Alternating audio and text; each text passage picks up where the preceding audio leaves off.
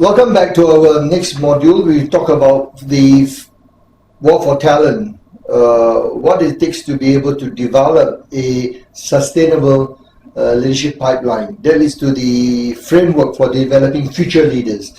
And I'd like to share with you that at CE, we have been involved in many organizations to prepare the future leaders. And how do we support them? What is the framework, a proven framework that we want to share with you? But let's talk about succession planning. Many organizations have different definition of succession planning, but I think here we are talking about how do we look at the process of identifying the future leaders of the organization and creating a development plan for them to be ready when the time comes. So it's a process of identifying the future leaders and giving them the support, the development, the opportunity for them to be ready when the time comes for them to assume their role. So that's what succession planning is all about. With that note, it's important to understand the certain principles of succession planning I'd like to share with you. Number one, succession planning is part of the overall organization strategic planning and business continuity planning.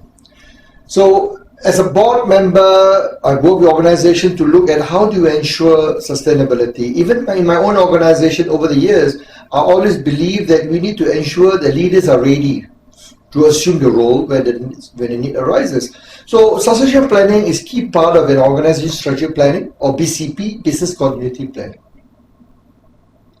Another thing to understand about succession planning is that without a proper succession plan, it will be very difficult to nurture and develop a key talent in your organization. And it's very important, and many people realize, because we look at global organizations, and as even not only global organizations, but even SME. Today, you look at many organizations, small, medium enterprise, they suffer greatly because it's either they're family-owned or organization where we have family members, the next generation, the third generation, who are not prepared to continue and join the family business. So what happens? How do you ensure the sustainability of the organization? Because of the years that you have developed the business. So this succession planning leads to the concept of, as I said, getting your next generation of leaders ready to assume the role when the need arises. So it's about creating this pipeline of leaders ready, or leadership pipeline that's ready to assume the role. So that involves what we call the group of people we call the high potentials. So in many organizations today, it's very common to see that high potentials is defined as individuals who are able, as we defined it earlier in the other modules, about able to demonstrate transferable set of competency. And this is critical because you need to involve a process like succession planning.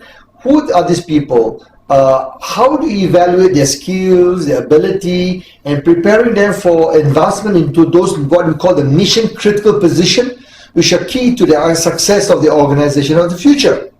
So the three part of element in succession planning. One is to embark on a succession planning initiative. You need to understand the organization long-term goals and objectives. That's number one. Number two, you need to identify these high potential candidates and understand their development needs to ensure they are ready when the times come, in terms of assuming their role. Third, as part of succession planning, you need to look at a much broader perspective of looking at workforce trend and prediction with the big data, the data analytics today. You need to look at what are the key challenges, which role that you need to be relook at, which are the mission critical role to ensure the success of your organization in your industry. Because in the VUCA world, you have unpredictable set of in the business environment that you need to hit on challenges that requires you to ensure that you have different set of leaders that is ready to take on the role. So let's talk about steps. Let me give you the framework, the steps in succession planning. Step number one.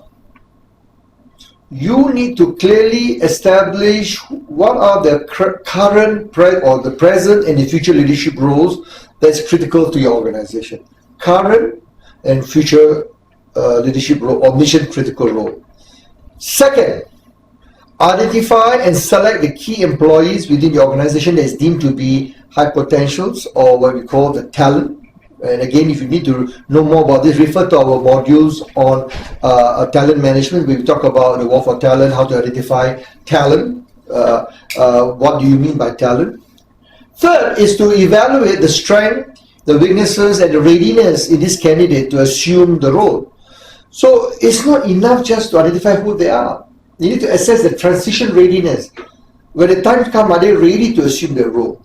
Fourth, you need to involve the planning for the individual employee or high potential, and you need to think about how to retain them, how to engage them in various ways. This is very important to know that they need to know that the company do care. They need to know that they are being identified. Now, this is a question that many organizations sometimes struggle with. Whether you need to be transparent and inform this candidate that they are high potential, they are being identified, they are being groomed for successor, as a successor to certain role, or do you just keep it in the limelight? So this is a two school of thought. I always believe it's important to let them know, because then they would be committed. If they are the talent, so to speak, they will be engaged and they would contribute to the organization, they will retain, and you want to keep them. So these are the people that you really want to invest. The next step is about, the fifth is about identifying the emergency position or the mission critical position right now without successor. Now, there are organizations, because of the incumbent has been assuming their role because of technical superiority or technical, or for various reasons, they prefer to remain in their role and they do not want to move on. Now, this is the challenge then. What happens if they're no longer able to perform, whether it's for medical reason or health reason, whatever, you are going to be faced with a great challenge because you don't have a leaders ready. So the next step is to be able to identify this emergency, I call it emergency position or mission critical position without any successor. And you need to ask yourself whether you need to bring in people from outside and start identifying. And lastly, planning for position that cannot be filled internally. In other words, you look at all the available talent within the organization. What happens is you may not have the people available, so you need to perhaps bring them outside, acquire them. It's part of talent acquisition strategy to bring people from outside. So this sixth step of succession planning is critical to ensure that your organization will be ready for the future.